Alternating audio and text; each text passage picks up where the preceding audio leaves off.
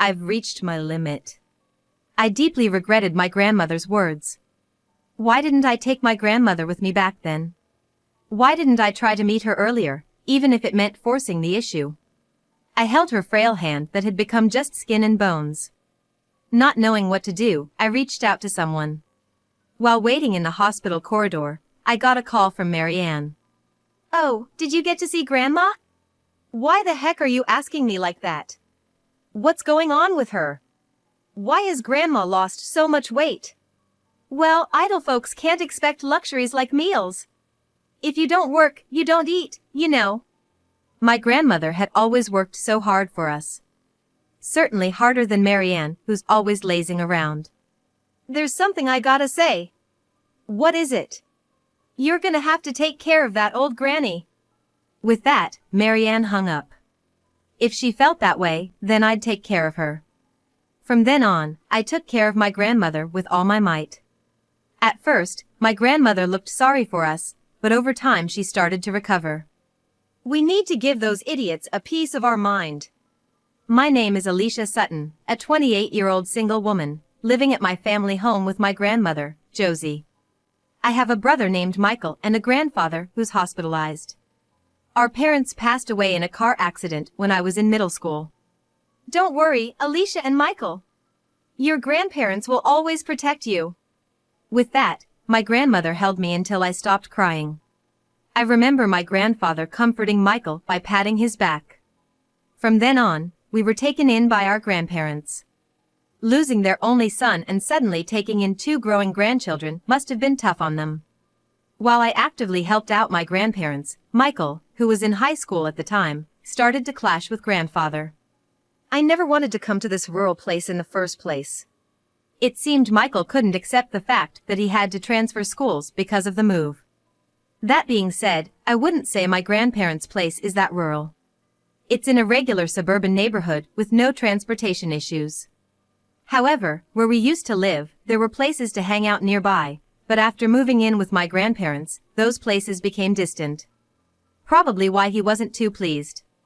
Gradually, he'd come home late, even staying out all night during high school, leading to big arguments with my grandfather. When he went off to college, he left home and started ignoring all messages from us. I was planning on going to college too, but just before that, my grandfather had a health scare. Michael took the money that was saved for my college when he left, so my grandfather worked hard trying to earn it back. So, I started working right after high school and took turns with my grandmother caring for my grandfather. My grandmother, having been a housekeeper in the past, took care of all the house chores, which allowed me to focus on my job, making ends meet. Alicia, don't overdo it. Remember to take care of yourself even when working. Thanks, but I'm enjoying my job, so I'm okay. The one who helped me was a neighbor, Robert Smith. He became a doctor, but his father is a company CEO. Thanks to Robert's efforts, I got a job in his father's company straight out of high school. Now, I even have a decent position there and owe a lot to Robert. Alicia, the hospital just called. Your grandpa's condition has suddenly worsened. One day, my grandfather's health deteriorated and he never woke up again.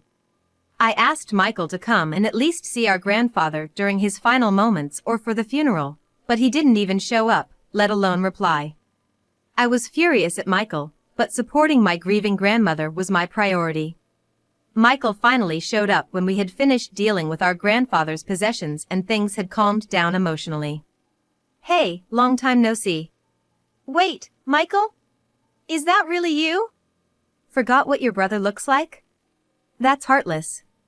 That's rich coming from you, showing up now of all times. I confronted Michael, but he just brushed it off. Then, from behind him, a flamboyantly dressed woman popped out. Hello, you must be the dull little sister I've heard about. Excuse me? I'm Marianne. Technically, I'm your sister-in-law, but since I'm younger, I'll use polite words with you. Marianne's father is a CEO. She knows her manners. Their rudeness left me completely taken aback. A woman named Marianne was apparently Michael's wife. I didn't even know that Michael had gotten married, and I was very surprised to find out she's younger than me. So, what can I do for ya? My grandmother was still feeling down, so she was resting in her room. That's why I decided to talk with Michael in my grandmother's stead. Grandma's resting. She's lost someone dear to her. Whatever, just leave. What? What's he talking about? That's the first thought that crossed my mind. You'll probably never get married anyway. Marianne is pregnant. So, what's that got to do with me? Grandma might want to take care of her great-grandchild, and we're gonna live here. You being here is a bother, and you might bring bad luck. So, leave. Of course, I argued with Michael for saying such things. But when Michael and his wife started moving their things in and threw mine out, I reluctantly left. There was no way I could stand up to Michael, who was always boastful about his fights. Don't touch my computer. Got it. But take good care of Grandma. If you promise that, I'll leave quietly. I was gonna look after her anyway. Otherwise, I wouldn't get this house. All of my grandfather's assets went to my grandmother. The only asset was pretty much this house, so he probably moved in with the intention of getting it. I explained everything to my grandmother, who noticed the commotion and decided to leave the house with the essentials. I'm sorry, Alicia. I promised to protect you. Don't worry about it, I'll be okay. My grandmother has been gentle and strict, while Robert has been the exact opposite. She doesn't like confrontations and tends to agree when pushed too hard. So, driving Michael and his wife out would probably be tough. Still, I left in the heat of the moment. As I was wondering what to do, someone called my name. Hey, Robert! What's up? I got a call from Josie. You don't know where you're going, do you? Robert and my grandmother have been close enough to exchange contact details. That's probably why she reached out to him. Even though Robert must have been busy, he came over. I've got things sorted on my end, let's go. I'll carry your bags too. Saying that, I followed behind Robert, who kindly took my luggage. I knew things would be fine if I left them to Robert. What worried me more was leaving my grandmother behind at home. I was so filled with concern and anxiety. After settling down at my new place, I called my grandmother. Alicia, are you all right? Are you taking care of yourself? I'm fine, don't worry. But what about you, grandmother? Are you okay? Well, actually. My grandmother hesitated a bit, but then she told me about the situation at home.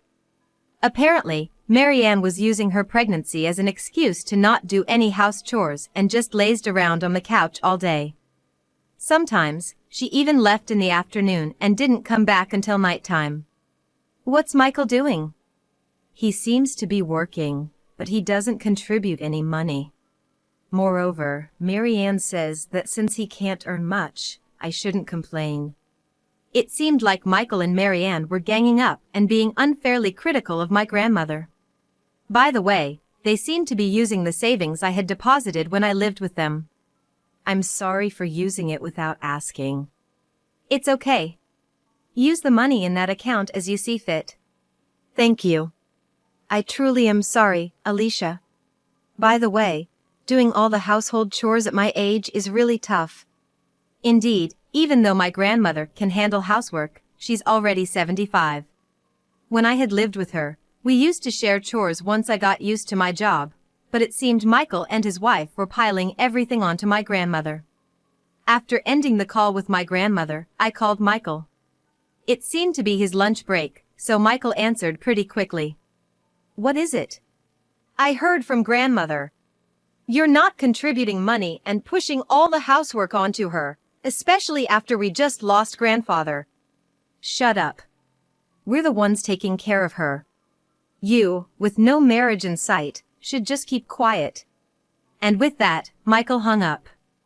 After that, I sent a message on WhatsApp to comfort my grandmother, but he left it unread. I got really irritated by Michael's attitude. How did someone like him come from my kind parents and grandparents? I was still stewing over this when I got a message from Marianne. Heard from someone that you had issues with the way we do things? Coming from a jobless single woman who just sits at home, huh? Even over the phone, Her condescending tone was clear. Jobless and staying at home? What's she talking about? What are you talking about? I have a job. You don't have to lie. Your grandmother told me you just sit at home on your computer all day. Seemed like she mistook my remote working for being jobless. My grandmother knew I was working. I was sure she explained it to her.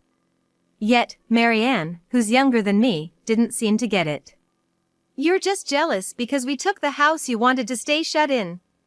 Just stay quiet, jobless lady. With that, Marianne hung up. She seemed to have quite a twisted personality. I sighed deeply.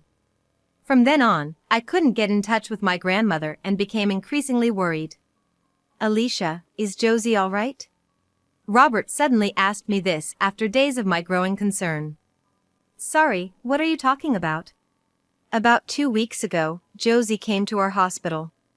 Hearing this, I was taken aback and pressed Robert for more details. Apparently, my grandmother had an accident with a bicycle on her way back from shopping and was taken to the hospital. So it just so happened that Robert, who's an orthopedic specialist, was assigned to her case, and the diagnosis was a broken leg. She had to stay in the hospital for a while, and she was just discharged the other day. Only Marianne came to pick her up.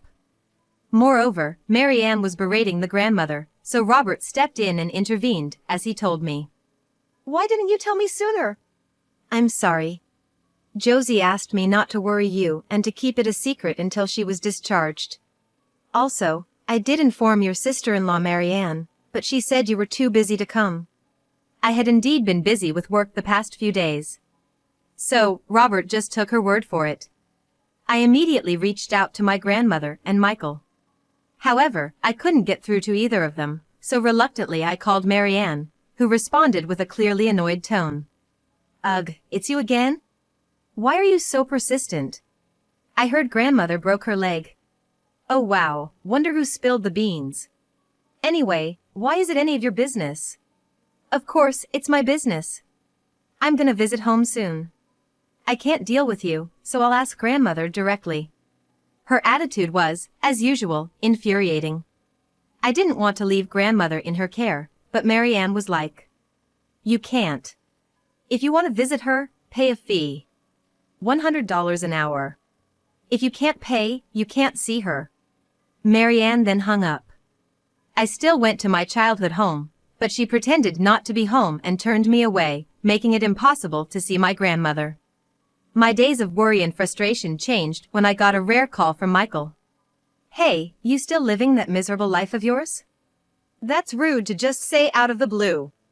Stop messing around and let me see grandmother. All right. Go ahead.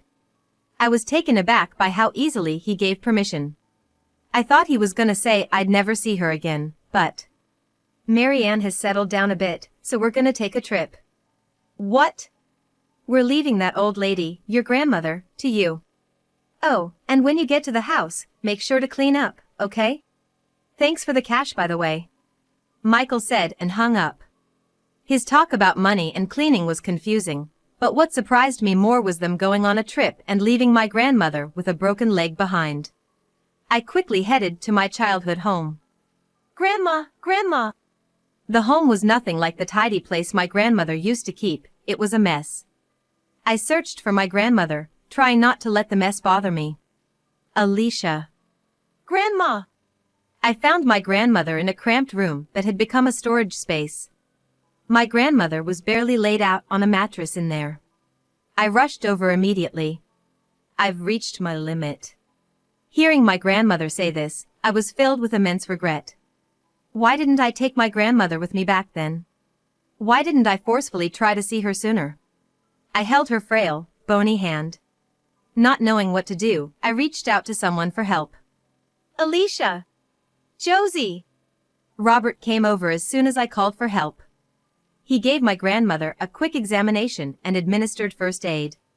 As we were doing that, an ambulance arrived and took my grandmother. Thank you for coming. But, how did you get here faster than the ambulance? I was already in the area because I was worried about her. Robert always comforted me when I was overwhelmed with anxiety. He was waiting with me, as my grandmother was being treated. While waiting in the hospital corridor, I received a call from Marianne. "Oh, did you get to see Grandma? Why the heck are you asking me like that? What's going on with her? Why has Grandma lost so much weight?" "Well, idle folks can't expect luxuries like meal. If you don't work, you don't eat, you know." My grandmother has worked hard all her life. Certainly more than Marianne, who mostly just lounged around. "There's something else I wanted to tell you." "What is it?" "I'm leaving Granny with you." Marianne hung up after saying that. "If that's what she wants, I'll take care of her." Robert nodded in agreement with my statement. After that, I took my grandmother in and cared for her with all my might. "If you need anything, just let me know." In fact, after being kicked out of my parents' house, I had been staying with Robert. Whenever I tried to leave, Robert would stop me. Given my mental instability, we kind of ended up living together like a couple. He even agreed to take in my grandmother, and he's been helping with her care from then on. Initially, my grandmother seemed to feel guilty towards us, but gradually she started to recover remarkably. "I need to give a piece of my mind to those damn fools." She'd say that, working hard at her physical therapy so she might be able to move on soon. "I've put you through so much, Robert, looking after Grandma and all. Don't worry about it. For the woman I love and someone who's done so much for me, it's actually a pleasure." Actually, Robert had been trying to get closer to me for a while. I liked him too, but with my grandmother needing care, I kept a little distance from him. Just when I was finally ready to give him an answer, Michael and his crew showed up, so I still haven't given my response. It's turned out, Robert's parents are a busy CEO and lawyer, and when he was younger, a nearby grandmother used to take care of him. So he's helping out as a way to repay that kindness. "Hey, the house is still a mess." I was pointed out about a month after taking in my grandmother when Michael finally reached out. He seemed to have been on a pretty long vacation, which was surprising. "I told you to handle it, didn't I?" "I never said I'd do it. Besides, you think you can just leisurely contact me without any repercussions?" "What do you mean? Aren't you getting calls from the company?" I could tell from the other end of the phone that Michael was taken aback. I couldn't help but laugh at his reaction. "Why are you so shocked?" I let Michael in on a little secret. "You know one of the big companies your firm deals with? That's where I work. And I happen to be good friends with the CEO. When I told him about this, he was furious and said he'd end the business relationship if he has an employee like you." Michael let out an almost inaudible scream. This deal was crucial for the future of Michael's company. If it's called off, the loss would be immense, and it's unimaginable what kind of repercussions Michael would face. "Why on earth are you close with the CEO?" Simple. I'm the next in line to become CEO. While Robert chose a path in medicine, I was expected to take on the leadership role in the future. The company president and his wife have always shown me kindness, treating me as if I were their own daughter. I've heard everything from Grandma. Marianne took away Grandma's phone so she couldn't contact anyone, and Marianne took the money I sent home to use for her trip. I'll never forgive you too. Bye. With that, I hung up the phone. I blocked all their contact information. Finally letting out all the pent-up frustration felt so refreshing. I thought things would be peaceful for a while, but that wasn't the case. "Alicia!" "Ugh, why are you here?" As I left the office, Michael and Marianne were waiting for me. The two approached me quickly with grim expressions. "We've been through hell because of you." And without waiting for a response, they started complaining. Apparently, due to this situation, Michael was heavily reprimanded by Marianne's father, who is the company president. Furthermore, in front of other employees, he was loudly blamed for occupying the home and for the issues with Grandma. Word spread throughout the company, and he was looked down upon by everyone. Given that Marianne's father is a sensible man and because Michael, assuming he'd be the next company president, had a terrible work attitude, he got fired. "You got what you deserve, right?" "Stop joking around." By the way, The reason they occupied the home was for Michael to join Marianne's father's company. They wanted to move here, but they didn't want to live in the strict house of Marianne's father. They figured our home was spacious enough, and they wouldn't need to spend money buying a new place. But because of you, we got kicked out of that house. The house was still under my grandmother's name. And in her anger over this whole situation, during Michael and Marianne's trip, Grandma sold the house. As a result, the two of them lost both their job and home almost immediately upon returning from the vacation. So, what do you want from me? It's your fault, so help us out. Yeah, because of you, Dad's mad at us. Listening to the two of them whining for help was overwhelming. Do these two have no shame? You two sure are selfish. Oh, hey Robert, good day. Alicia, thank you for all your hard work. Just then, Robert came along with my grandmother. Ever since the incident, my grandmother's recovered and been able to move around on her own if she was in a wheelchair. The look on my grandmother's face was pure anger. This dumb grandson of mine. You better not cause any more trouble for Alicia. Thanks to her surge of anger, my grandmother stood up and grabbed Michael by the collar. My grandmother has always been kind-hearted, but when angered, she's scarier than anyone else. Michael knew this all too well, so he let out a slight scream. You're no grandson of mine. I cut ties with you. Grandma. Oh, same here. I don't want to think of you as my brother anymore. So I'm cutting ties with you right here and now. And I'm definitely not gonna help you guys out. At my words, Michael and his wife went pale. Oh, there's something important you both need to know. Robert helped my grandmother back into her wheelchair and gave a big, genuine smile. He was clearly upset about what happened, so Michael and his wife were probably in deep trouble. My dad's the CEO of this company, and my mom's a lawyer. They looked into you too after what happened. And during that, they found something out about you, Marianne. At Robert's words, Marianne shuddered. And Michael gave a puzzled look. That baby you're carrying, it's not Michael's, is it? It's from your affair, right? Well. She was stammering. And I could tell Michael was taken aback. What the hell is going on? Shut up. Did you really think I was serious about an old guy like you? Despite being in a public place, the two started to argue loudly. We just called the police and then left. A few minutes later, the couple was taken away by the police. Later, one of Robert's mom's colleagues sued the couple. They were taken in by the police and eventually charged with neglect.